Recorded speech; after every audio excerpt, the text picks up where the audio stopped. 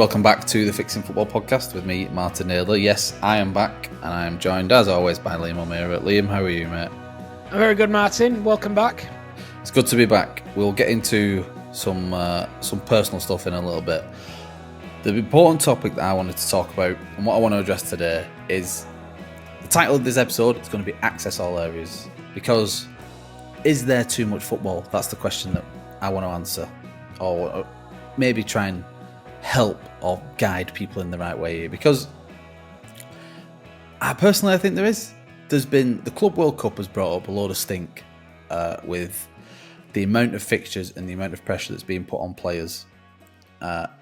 Then you have the news about the TV coverage that's going to be changing from next year, the halftime interviews with managers, more and more access wanted on players and managers and clubs, and what these players have to give to keep producing this product that we all love.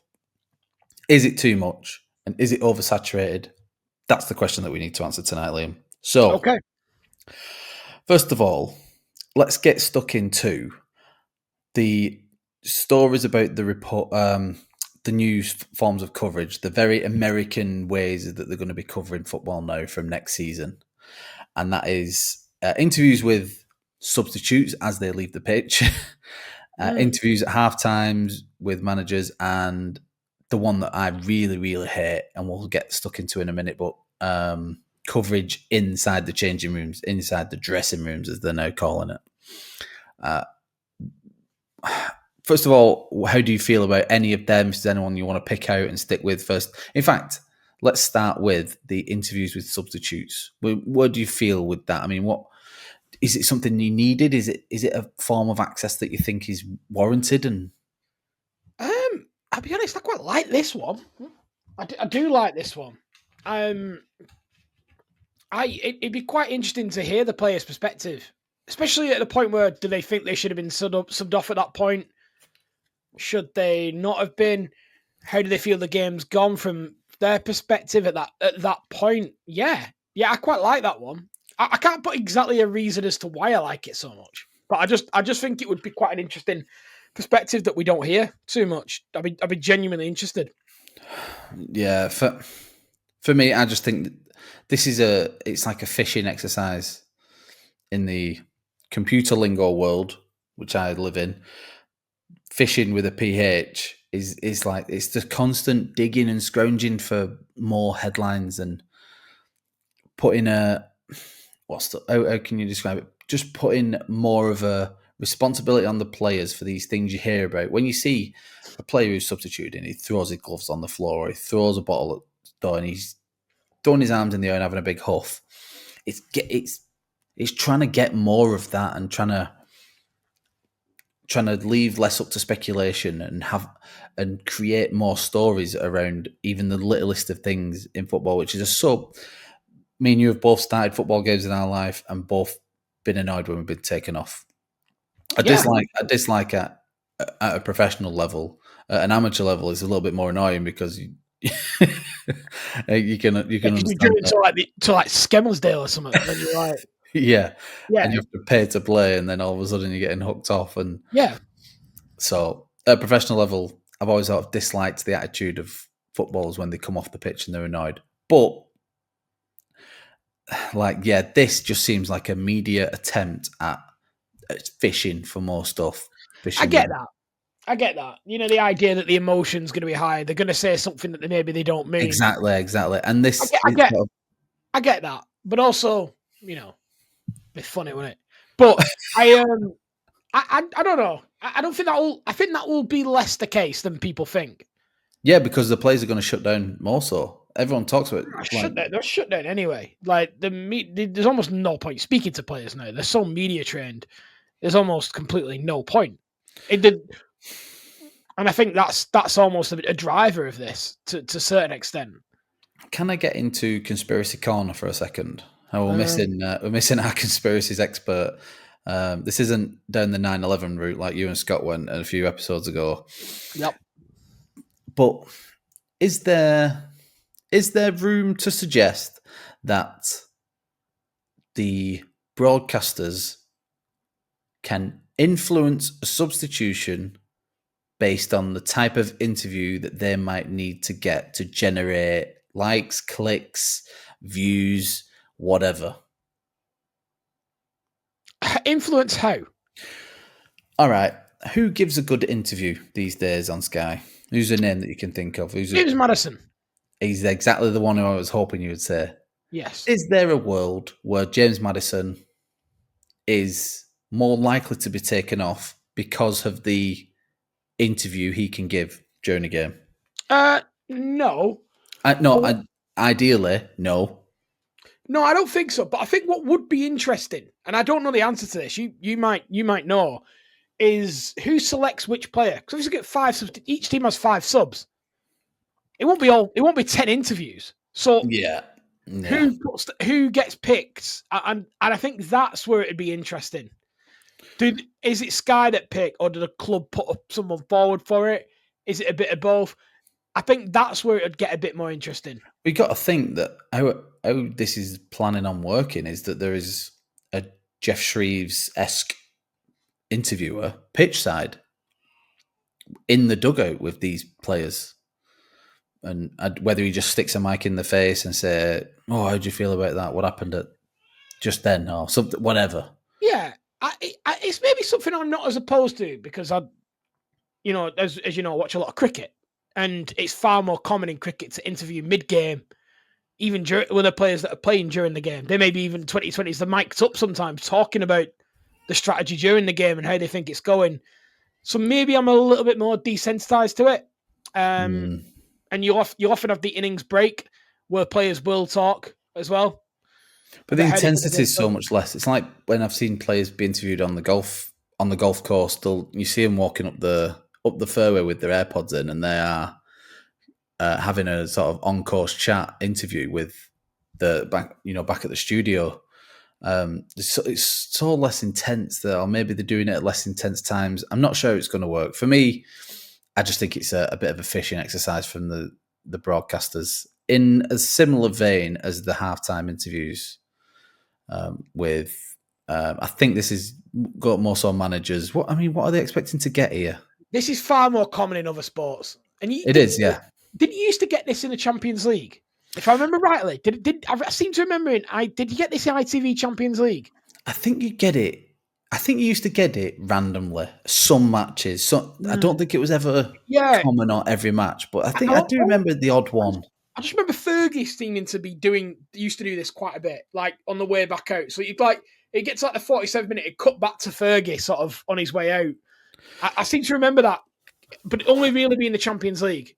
I know I've heard, you hear stories about what managers generally get up to at halftime, and you mentioned Fergie there. Dry treatment is the main one. You can't imagine him cutting that short because he's got to run into the corner of the Sky interview room and just give another 5 minutes. So, like, the thing with these as well is clubs have a responsibility to show up to media. Of course they do. It's part of the contract. Yeah, media duties as well, and that's important here. The clubs have agreed to this, because that is, of course, that's how this works with the Premier League. So at least 14 clubs have agreed to these changes as part of the new deal. You always hear the stories about when Wenger was around, and his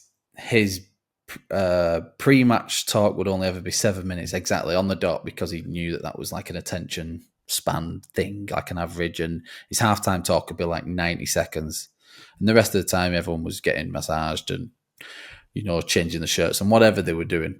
So maybe there is generally across the board room for a quick 30 seconds here and there with the TV companies, but again, I mean, they're just only in the 90s it went to 15 minutes, so it was like up until early 90s it was 10 minutes, and not long before that it was 5 minutes halftime. It's quite a newish thing. I know it's something we've always known, really. Yeah. But, there's a lot of talk about that being extended further, or being split into 3/3, or that type of stuff for more advertising. That's a completely different podcast. But in terms of the halftime and season managers, again, not hugely against it. You get a bit of it in the FA Cup. Am I right in thinking? I seem to think. But again, you may be thinking about the intensity not being quite the same.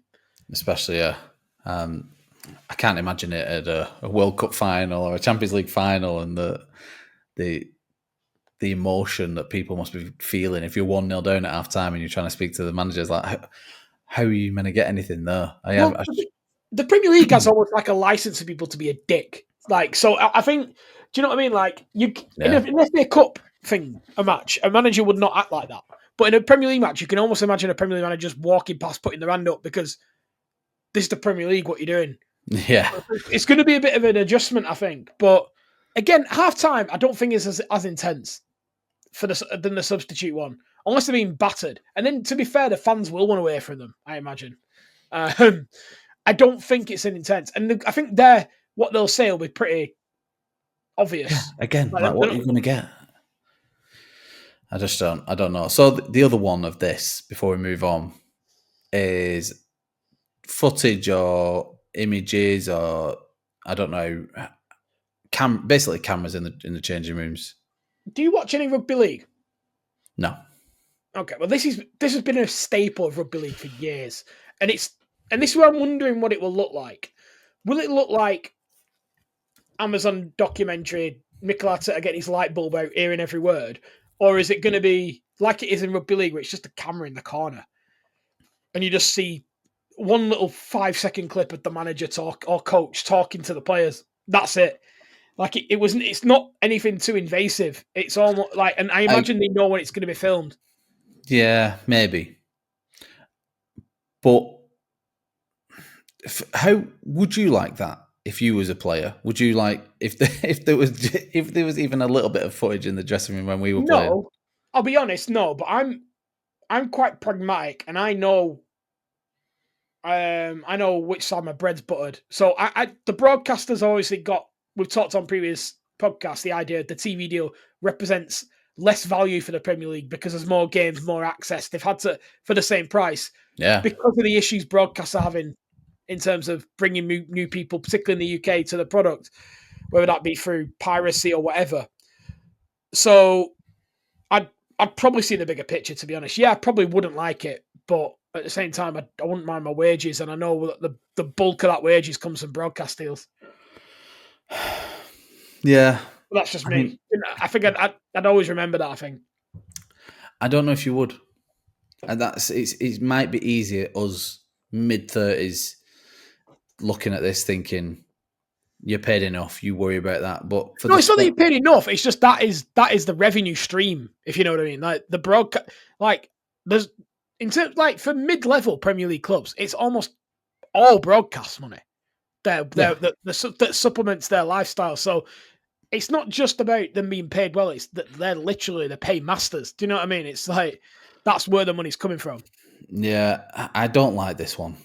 The others, maybe I'll get on board with. Maybe they'll get something. Maybe it'll be a laugh. The changing room one, and I'm someone who really enjoyed the Arsenal Amazon documentary. I think Arteta's on record as saying he's not something he would like to ever do really again. But I really liked it. I liked seeing it in that format, sort of after the fact. And there's, in that scenario, Amazon have a duty to Arsenal almost in a way to make it look and feel a certain way. Right. Yeah. I mean, I find them quite hard to watch, those documentaries, to be completely honest. I didn't find it self-serving in the way that I think you're looking at. I found, that's not a dig at Arsenal. I've watched quite a lot of them. I think the only one that I kind of liked a little bit was the Spurs one because it was Mourinho. Yeah. Not because it was Spurs. It's because it was Mourinho. He's just a fascinating guy.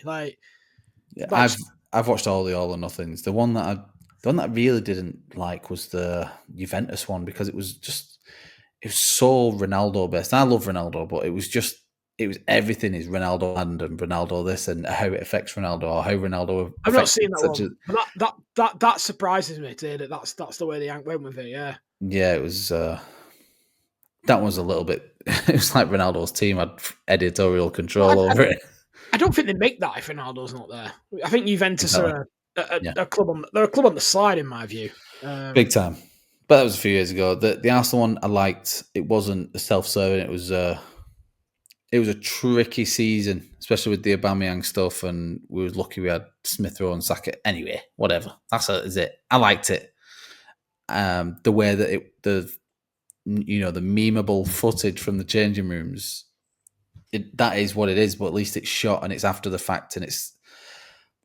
I'd feel really awful if something was caught on one of these cameras that is meant for lads banter, because the changing rooms to me are a sacred place. That how I would always see this, and I can't imagine that the Sky's golden child and children of Gary Neville and Roy Keane and Jamie Carragher are going to get on board with this because of some of the stories that you've heard them come out with in the past as well. Maybe. I think football's a very different place than it was when they were playing, but it's one of them. The clubs have agreed to it now, so it's coming. And if it's anything like the rugby thing, honestly, I get it, and maybe I'm making him out of a mole earlier. That it's honestly, it's hard because I kind of get what you're saying, but having seen it in rugby league so long, it's so inconsequential.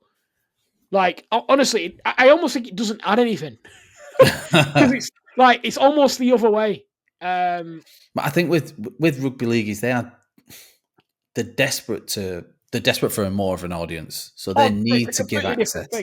All this stuff they do, more, but they're it's like I don't really follow Formula One so much anymore, but I used to quite a bit, and the access that you used to get was ridiculous because of this is pre-Drive to Survive fans.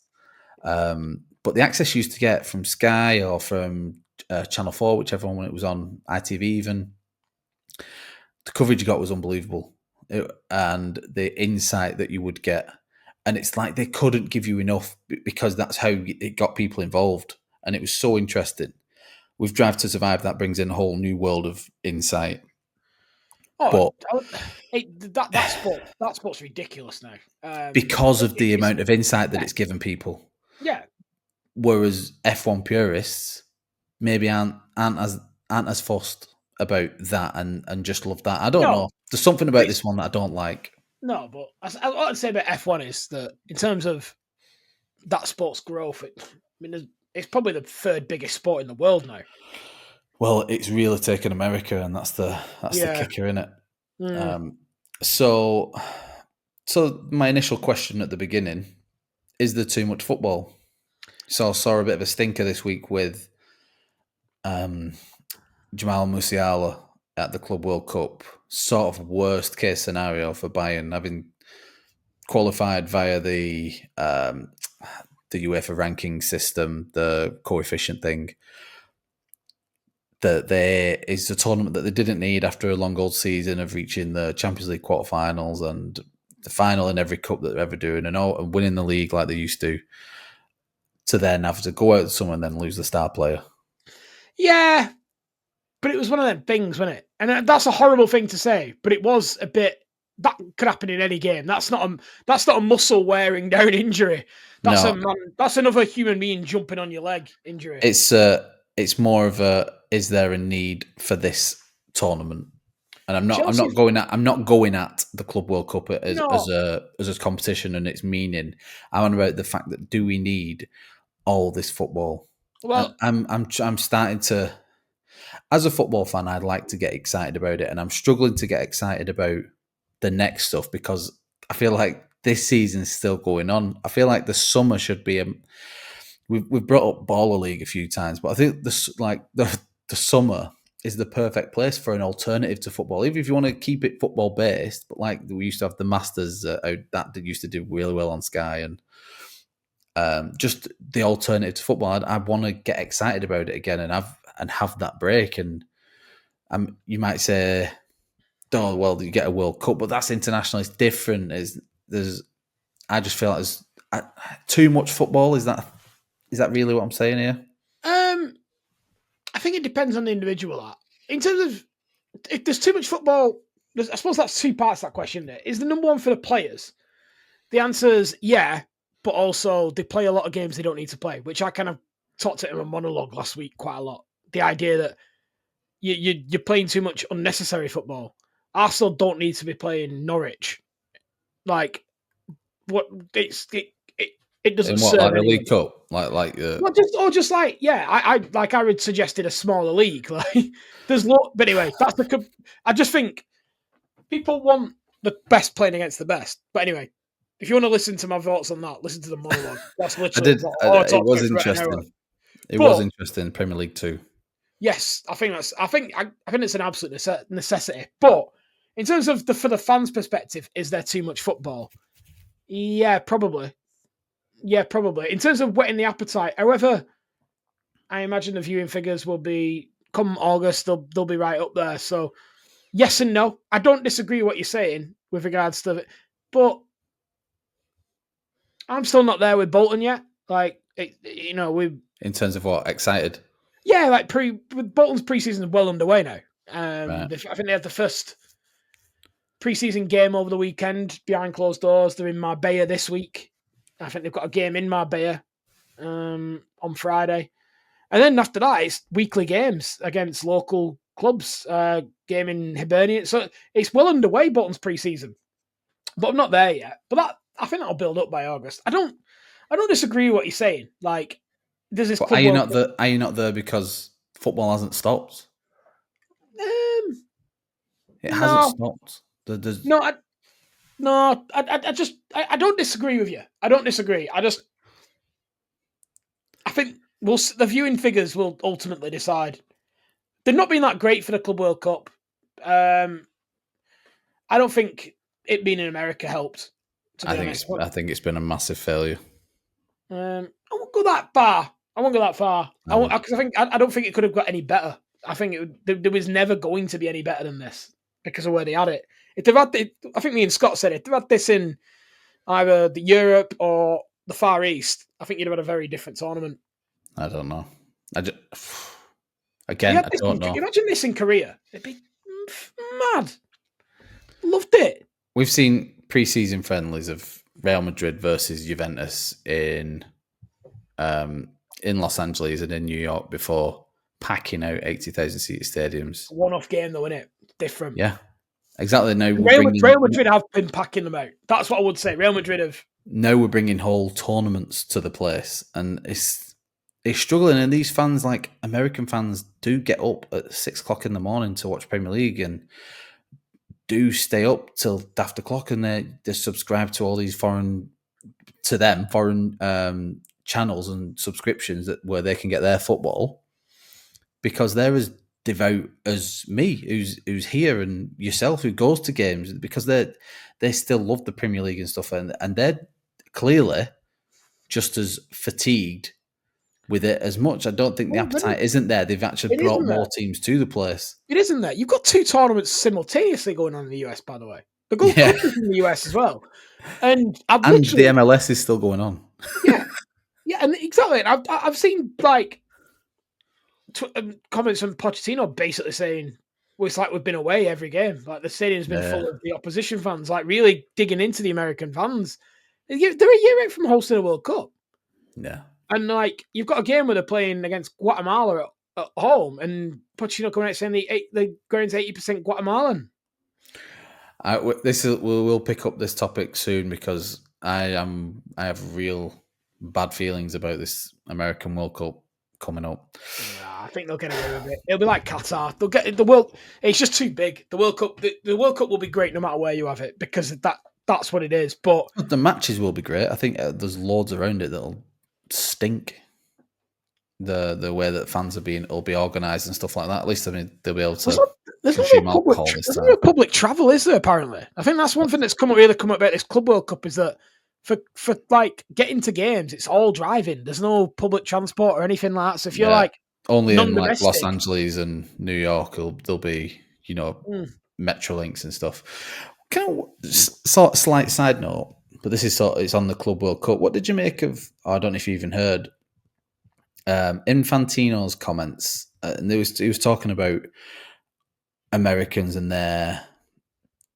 growing the sport over there, and his comments were, American kids need to realize that soccer is a way for them to become rich and famous.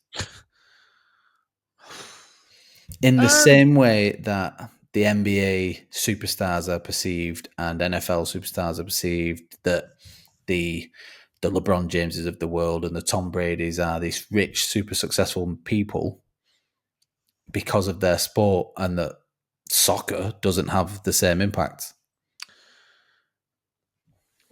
I mean, I think he's missed the mark. I think he's missed the mark. It's a bit tasteless. Like it almost feels disrespectful to football when he's trying to invite people in. Like it's not. I don't know. It just stinks a bit, that one.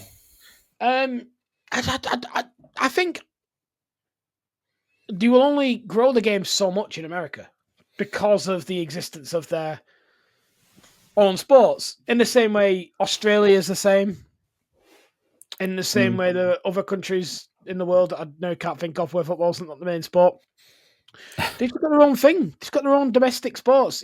There is enough of a demand there to sustain an MLS and some international things, but you're not going. If your aim is to make soccer the number one sport in America, it's just not going to happen, like ever. And that's it. It's just not like it's an unrealistic expectation. Like any sport going out there. At the moment, cricket's out there. The Major League Cricket's there at the moment. It's live for free on TalkSport on YouTube. You know what I mean? They had the Cricket World Cup there last year. They were playing in front of about 50 people. So, too much football. Is it a thing? What are we saying? Yes for the fans, no for the players, or the other way around?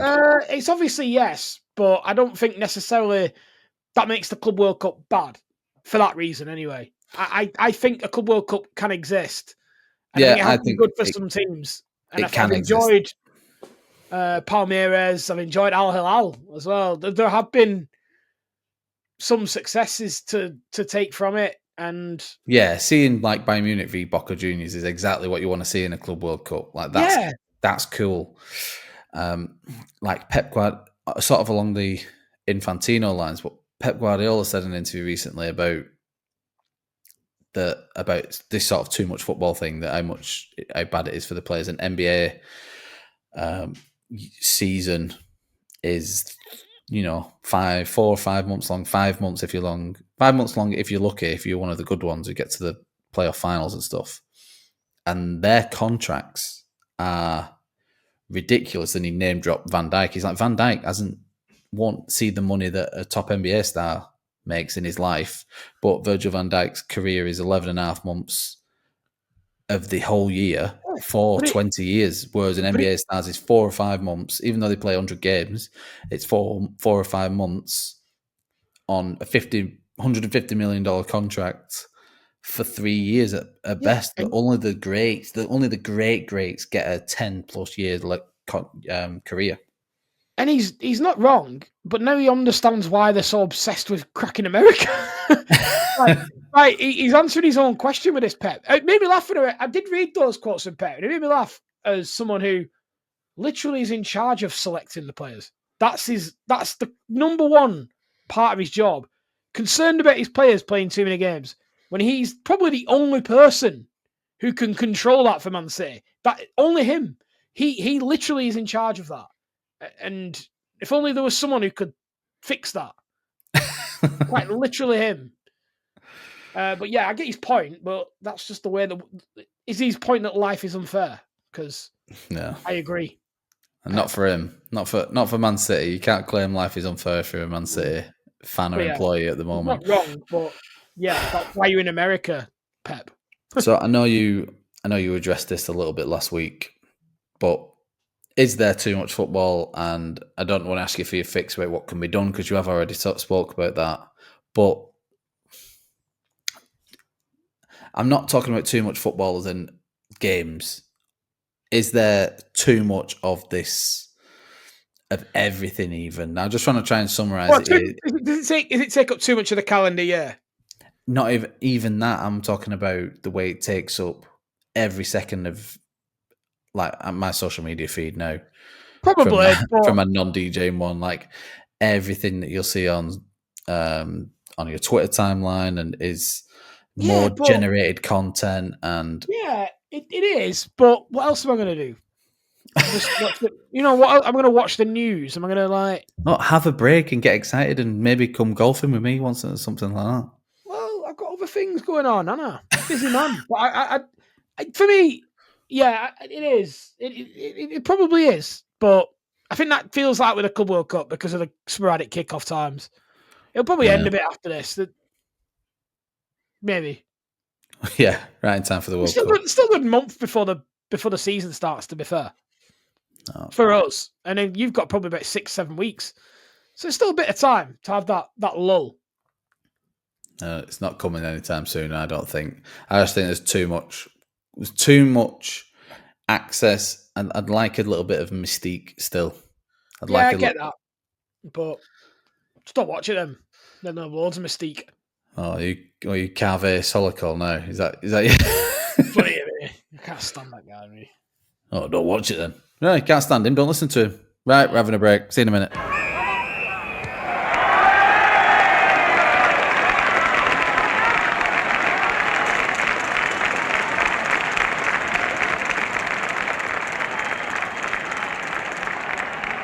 And we are back. Liam, I'm back podcasting, mate. I've had 3 weeks off for the first time since this podcast started because I am a father again. Congratulations. Seeing as though I haven't had a visit yet, I'm going to give you a minute now to ask as many questions as you want so I can divulge some of my new son's life. Have you got him an Arsenal shirt yet? No, I was no, but it will be on ordered because of the timing of like sort of the new season and stuff. I haven't ordered, but I have got some Arsenal baby girls from Zara that he'll be getting in soon. Quite hard to get hold of, aren't they? Baby kits, I believe. Baby kits are, yeah, like junior infant kits are a bit easier, like from 6 months to a year old. They're a bit easier when they're a bit bigger, but baby kits, yeah. So I've got some Arsenal baby girls which will be probably getting used that my daughter had. I'm not really good at asking baby questions, man. So you put me in the spot here. Why Parker? I don't know. Okay. We were really struggling for a boy name. Obviously, his middle name Lewis is after me and my dad's name, which it was always going to be that. But Parker we really struggled for a boy's name, and then we sort of the wife said it in the same way she said our daughter's name, and it just sort of stuck. And then we just agreed to never speak about it again until it was time to name him, because I didn't want to kill it. Like I didn't want to jinx it or say it out loud or anything. We literally didn't even say it between ourselves for 5 months or however long it was. That's good. He's doing a lot of eating, pooping. Yes. Farting. What does he do? Yeah. He's got a bit of trap wind, so it's fun to squeeze some farts out of him for a bit. He's a good sleeper. He's chilled out. He can't be any crazier than his sister. So, how's Zara doing? Zara is taken to being a big sister very well. She's doing good. We're very conscious of keeping her as involved as possible. She loves it. She always wants me to bring him to nursery to pick her up. She's been very good. If anyone does have a kid and they're thinking about having another one, it is worth it just for the moment when they meet for the first time. It's literally the best moment of my life.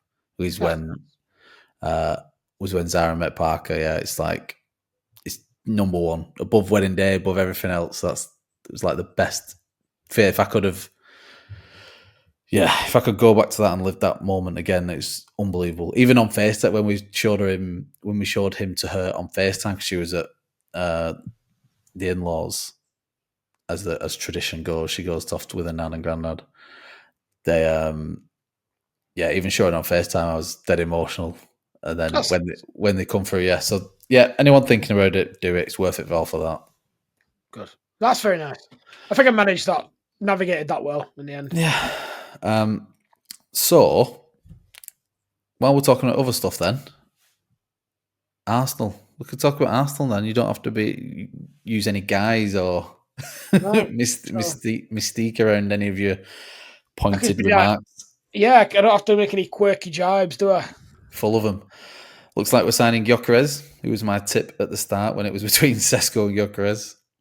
I think you're making the right decision of the two. I think we've I talked do. about it. He was my tip originally. It has gone back and forth, but we need goals now. I Yeah, like Sesko and I like the look of him, but Gyokeres, here's a just get him question. in. Why has this taken so long? Has there been disagreement about which one? I think there was a definite interest and preference for Sesko from Arteta and the people still in there.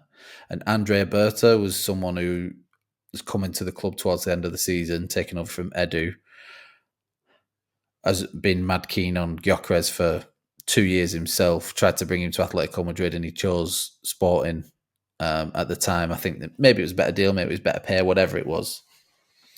But Andre Berta's been mad keen on him ever since then, kept trying to bring him to Atletico.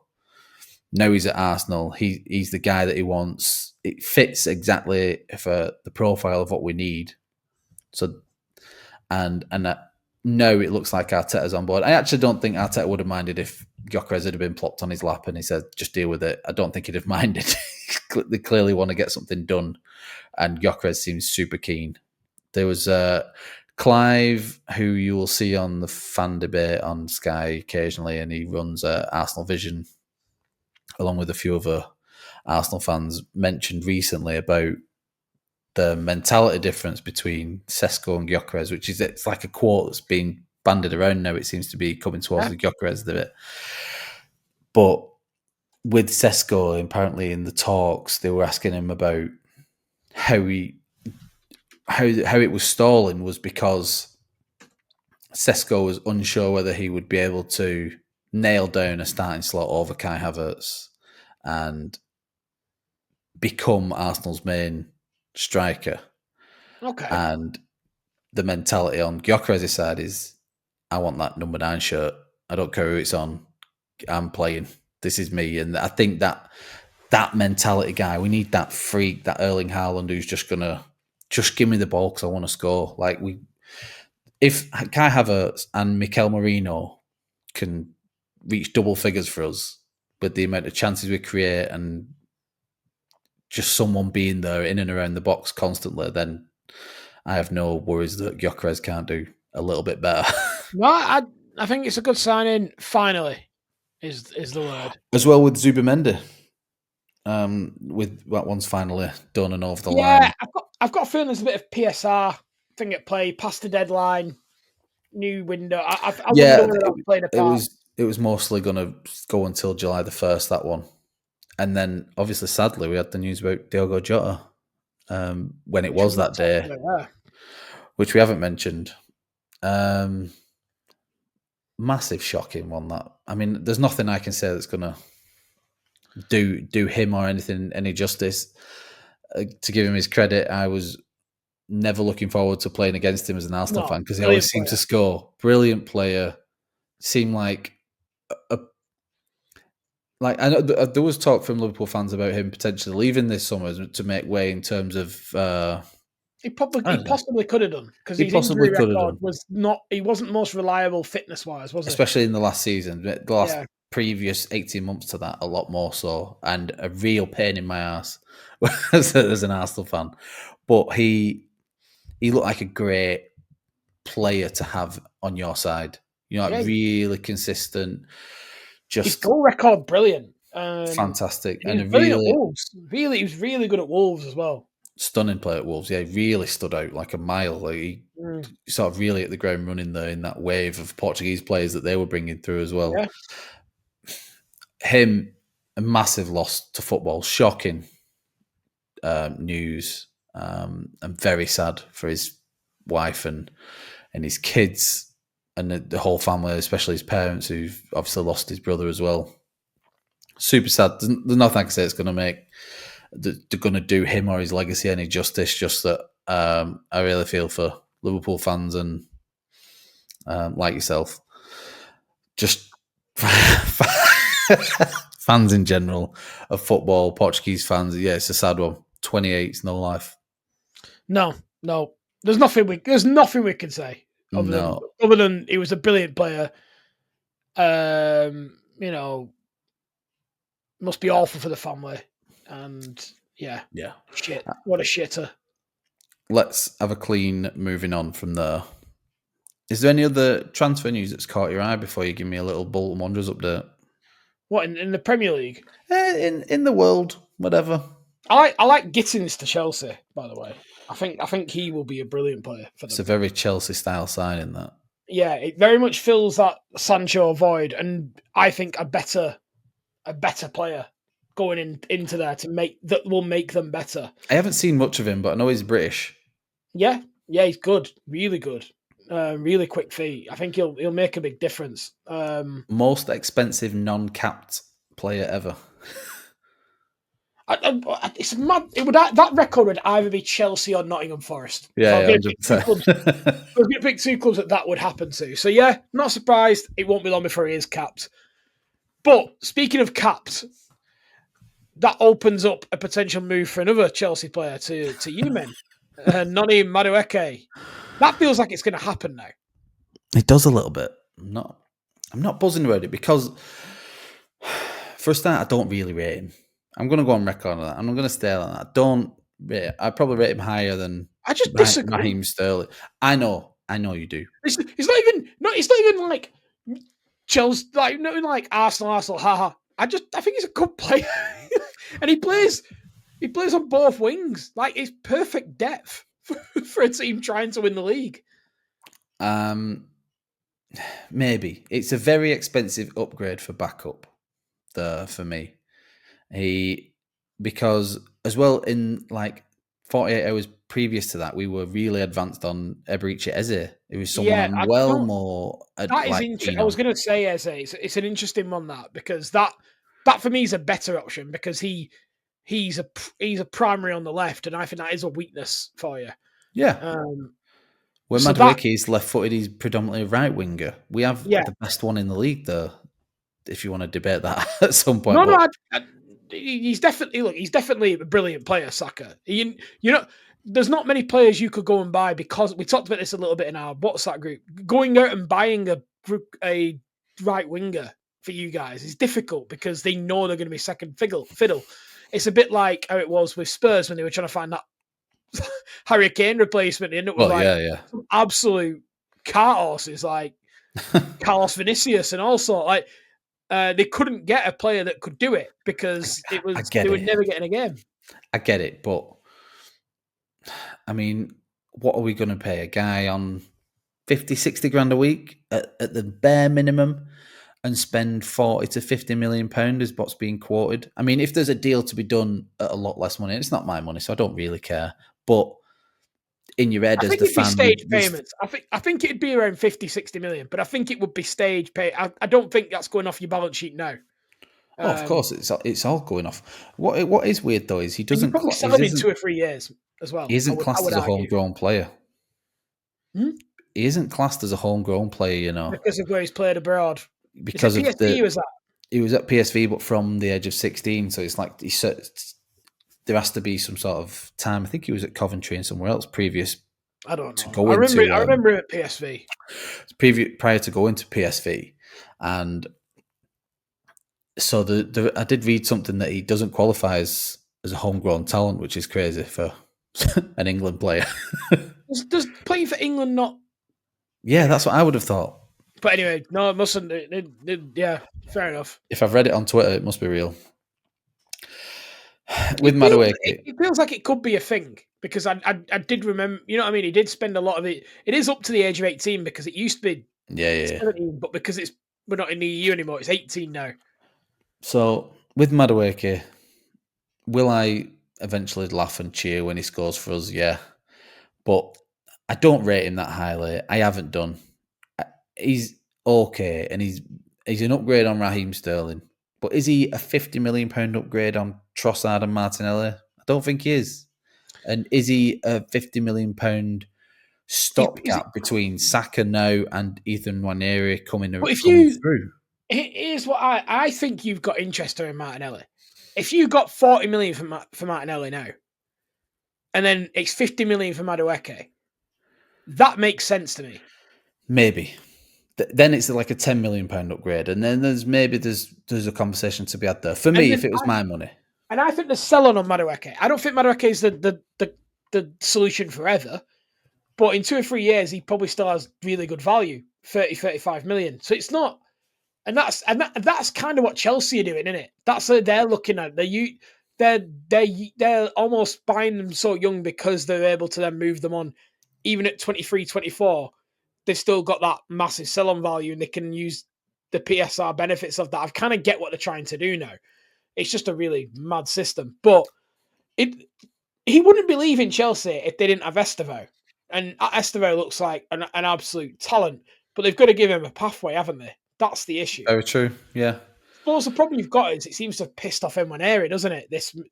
That seems to be the noise he's coming out. there is noise. I'm not like Nwaneri has recently just taken up he was like number 50 something. He's taken a better shirt number. I think he's gone to 20 or 22. Moving in Like the right direction. More of a first team squad number.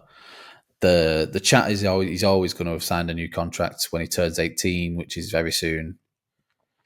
So we're talking Is about it going to be one of them where he gets? This is how I see it. If it was me and I was whatever loan manager at Arsenal or Barton, right, I'd be like, we need him to play every week. Best place for him is Germany. If you sign a new contract, you can loan you out to, I don't know, Hamburg. I don't hate him going on loan. I do agree he needs to play. And I think Germany's the place for him as well. I think there's a chance he makes the World Cup squad. I honestly think if he plays 30 games next season, there's a chance he makes the World Cup squad. Maybe. He didn't break into the under-21s Euros lineup, I would say. He was coming in off the bench off that. But yeah, he did well in he's a very good player. I think he's a couple of years off that though, personally. Yeah. We're dealing with a 17-year-old who made his Premier League debut at 15, so I feel like he's been around for ages. He's a very good player. A year in Germany would do him no harm, in my opinion. Playing every week. And that's why Madueke is a good signing. I agree. I just don't want Madueke to get in the way of Eze, which is probably why it's annoyed me a little bit. That's a different question. I think if Eze is still available, Eze is the better option. 100%. But if he's not, then Madueke is good because he can play both wings. Fingers crossed for me, but that will round off. Eze and Gyokeres will round off a really, really good summer. So well done to us. Yeah, Manchester United are struggling. Did you get a trophy for that? We can make one. It's probably worth more than the Community Shield. Manchester United is still keen on him way more. Do you see that one happening? I mean, I think I do see it happening. Yeah, it'll happen. There's nowhere else really. He's told everyone else to fuck off now, isn't he? So he can only really go there. Yeah, I think it'll happen. So I think Calvert-Lewin will happen as well. Calvert-Lewin probably should happen. At 27 years old. I don't understand why all the top six aren't interested in Calvert-Lewin. Not because he just seems a perfect backup striker. If you can manage his fitness. Well, that's it. It's getting him to the frigging bench at this point. But Everton had a demand to play him. You wouldn't necessarily have that at an Arsenal, Newcastle, United. I just think a cup striker or coming off the bench. I just think it just makes sense to me. But I don't know because I don't think his body holds up to a full campaign. Newcastle might have been the shout for him. I think there's still a move there potentially as a Callum Wilson replacement. Yeah, honestly, I see it. Even you guys, I just around the squad, just it's not going to cost you the world in wages either. I think you're talking around 70k a week. You'd hope not. You just don't. It's getting him on the pitch, mate. That's got to be the real struggle here. As a backup striker, I see the appeal. I don't know. Maybe there's a good striker in there, but we just haven't seen it enough. There's clearly been talent, but that was 7-8 years. It'll be interesting where he ends up. Yeah. He might end up abroad. He might end up going abroad, but we'll see. I think a backup striker move would work for him and that club, but we'll see. So Liverpool seem to have got most of their deals done and in and settled. No. Do you see anyone else coming through the door for them? There's nothing that I'm seeing being linked. I'm just sort of going through the big clubs Depends now. if Luis Diaz goes. That's a big one. The Barcelona links don't seem to be going away. Yeah. And I suppose if you've been an absolute ghoul about it, they probably the gap in the squad that's just happened. I know, but the Diaz situation I think is more pertinent. And Darwin Núñez is linked with a move away as well, so there probably is going to be another forward going there. I think for all those different reasons, which makes it very interesting because as soon as they start moving and chucking some more money around again, things start snowballing. They become the new Real Madrid in terms of getting a deal done, and it just starts snowballing for everyone else now. Yeah. It'd be interesting. I'd be interested where they go though. If they did bring, because it would be a forward. It'd be a Darwin Núñez replacement, yeah, for sure. But then who do they go for? Because I was watching Dortmund because I was genuinely interested in Guirassy, like in the Real Madrid game. Yeah. But for me, I was watching him. He was so deep. I was like, that's not going to work. I genuinely thinking for United and Liverpool both in for a striker, and I thought this isn't what either of them are after because he's just going so deep to get the ball. They want a high pressing forward, so I just don't see that happening. Maybe to be fair, Liverpool may look at Sesko now. There might be a shout there. I'd be surprised if he fits their wage structure, but it looks like they've thrown the book at a lot of stuff with wage structures and stuff this year. So yeah, it might be a bit easier, being a Red Bull player as well with Klopp. He's the head of football there. I don't know. That old stickler. Don't know if that makes a difference. Probably. But I don't know. That sort of wraps up big news in the Premier League. We'll wait to see over the next coming weeks what happens, big style. Let's give me a 2-minute update on Bolton Wanderers. I've seen you've got a few wingers in the bag this week. Yeah, wingers at Bolton. Wingers are back. Yeah, wingers are back, everyone. It represents what I think is a growing trend in football where teams that maybe like ourselves have been possession-based for quite a long time are almost looking for a complete palate cleanse from that and a complete change in direction. So, yeah, we've signed particularly we've got quite a few new players, things like Javier Simons and sort of centre defensive midfield. Teddy Sharman-Lowe we talked about on the podcast with Scott, the goalkeeper from Chelsea. Luke Southwood has left today as well. So both our keepers from last season have now left. So that pretty much, because I did wonder whether Sharman-Lowe was coming in as number one. Or a lot of change. A lot of change. Yeah, it is. I think anyone is up for going. Yeah, I think they want new blood in there. I think something we talked about quite a lot. Richard Taylor at centre back, brought him from St Mirren. Quite highly rated him. What's quite interesting as well is a lot of our signings, the only one of them is the oldest is 25. So it's very much a profile player that looking to bring in.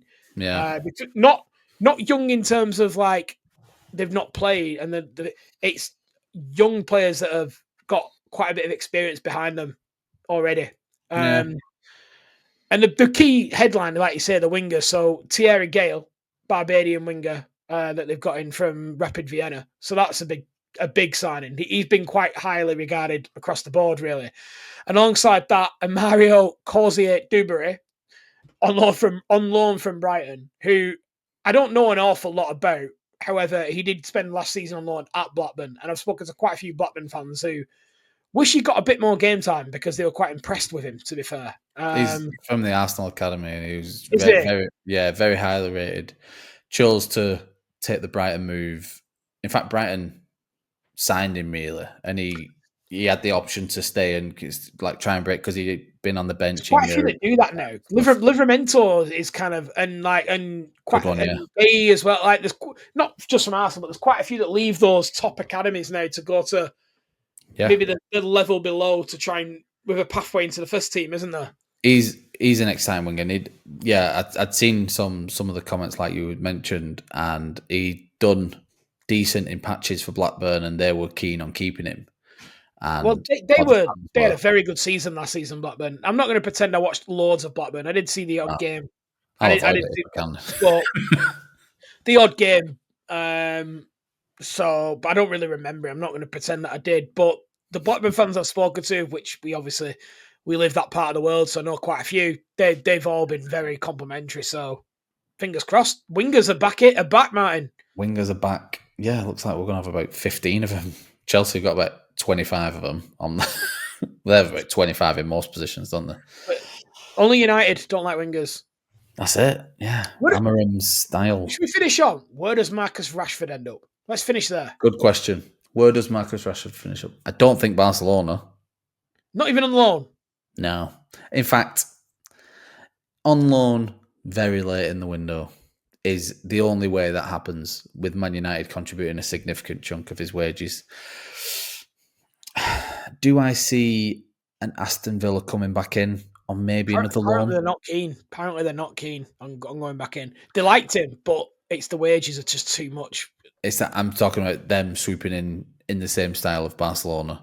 If it isn't Barcelona, then a team like Villa, I don't see it going abroad elsewhere. But Garnacho's linked with that move, isn't he? Yeah. Garnacho will be fuming if Rashford takes that move. But they're going to be fighting each other because you've got Rashford, Garnacho, Sancho, Antony. And Antony, all wingers, all looking for the same move. Yeah. And there's only so many places for them to go. Let's nail our flag somewhere here. You pick somewhere, and we'll see where. And I will. What for Rashford? We'll see where Rashford ends up. In fact, all four of them, because they're all off somewhere. So let's two options, I think, for Rashford. He could end up in Monaco or Marseille. I think he could end up in France with one of those two. Monaco's a good shout. Yeah, I like that. Because of the tax element, it makes his wages a little bit more. He doesn't need to. His tax element of his wages it bridges that gap a little bit. The other option, I think, is he may be a little bit more likely to Napoli than Garnacho. I think, but it's whether he fancies that move. But he'll have a couple mates there now. I like that Monaco shout. That's interesting. But you know what? I'm going to stick out on a limb and say Barcelona, last day at transfer window. Yeah, I think it's possible. I don't see it, though. I don't see him playing for Barcelona. He just isn't. He doesn't play. No. But, right, Sancho, where's he go? I think he ends up back at Dortmund. Getting his money. I think getting his money, yeah. They could get him relatively cheap. It seems like he's home, doesn't it? Yeah. Just go there and just stay there, Jaden. Like, you obviously love it there. Just go back. I've got another one I want to throw at you in a minute as well. Antony, are we saying Betis? I think he's dying for that move, isn't he? Yeah, or Saudi. That's a shout, yeah. Saudi. I just think it's a lot of money for Betis to make that happen permanently, considering they literally just absolutely shovel money to Isco. And Garnacho, where does he end up then? That's an interesting one. So we're thinking Napoli, but maybe someone's getting in his way. I wonder if Garnacho ends up with a Premier League loan. Yeah, I wonder. I know. I think he probably wants a clean break. I just think he lacks pace, and I just with Garnacho, I just don't see it. I think he's a wide player that lacks pace, and it's not that. I just struggle to see where he fits in football. He looks fast, but he isn't. Yeah. Right. So that wraps up Man United's wingers exit lounge. Whinging wingers. Title. Last one then. Seeing as though we're doing a bit of a transfer buff. Jack Grealish. I'd love him to go Tottenham. I think that's the perfect club for him. But I suspect he's going to end up at Everton on loan. Everton on loan. But I think could he go back to Villa? Is that one? Is that an option? Do you think Emery would take him? I don't know. I honestly I don't know if he fits into that fast counter-attacking style of play. I don't know if he fits into that. Yeah. We certainly haven't seen the best of him for the last 2 years, so... Yeah, he's just been all the fun has just been squeezed out of him like an orange. Like maybe Newcastle, but they've got quite a lot of those sort of wide central type players like Barnes, Gordon. They're not short in those areas. Spurs or Villa, I'm going to say with that one, because I think if he's going to push for somewhere, I think there's legs in the Villa move. And it's got to be someone that can afford his wages as well. Well, That's the challenge with Grealish. he may be more willing to make it work at an Aston Villa as opposed to Spurs. Do you know what I mean? If he's I'm trying to get somewhere, he might be a bit more flexible when it comes to Villa. Maybe Fulham. I think he'd be great at Fulham. I think he'd be great at Palace. Say they need to replace Eze. I don't know if he goes abroad either, Grealish. No, I don't see it. I think he'd do well in Italy if he went to Italy. Yeah, he'd do well in Italy, but yeah, does he? He's very British for someone as one of our most exciting and flamboyant, almost talents, if you will. He's very British still. Yeah, I don't see him abroad. About him, and there's still a player in there for me. Oh, I agree. I think he'll end up at Everton, to be honest. That'd be good at the new stadium. Like that's kind of what I'm thinking. A marquee signing, yeah. I think they'll try and make that happen with the new owner. With the new owners behind them. The PSI isn't as tight, I believe, next season as well for Everton. It has been, so I don't know. Who knows? Right, let's wrap that up. Thank you everyone for listening. Thanks for having me back. We will see you all very soon. If you would like to nominate us for Football Content Awards, you can find the link in the description. We'd be most appreciated. And you can find all other details at fixingfootballpodcast.com. Did that nothing then, yeah. One of them things. Click one of them. Yeah. Click one of these links. Bye, everyone. Are they clickable links? Nah, it's just a picture. Fair enough. Right, goodbye, everyone. See ya.